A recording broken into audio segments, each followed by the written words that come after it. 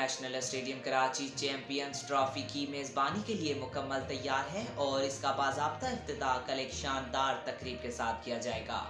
तकरीब के मेहमान खसूसी सदर मुमलिकत आसिफ अली जरदारी होंगे, जबकि मारूफ गुलकार अली जफ़र, साहिर अली बग्गा और शफकत अमानत अली अपनी परफॉर्मेंस से शुरा को महफूज करेंगे। इफ्तिताही तकरीब में शानदार आतिशबाजी और जदीद लाइट शो का भी एहतमाम किया गया है और आवाम के लिए दाखिला बिल्कुल मुफ्त है।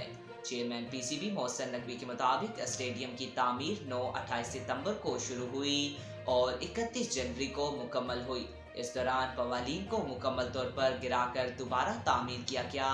हर अनक्लोज में नई कुर्सियां नस्ब की गई और शयाकीन और खिलाड़ियों के लिए आलमी मयार की सहूलियात फराहम की गई हैं।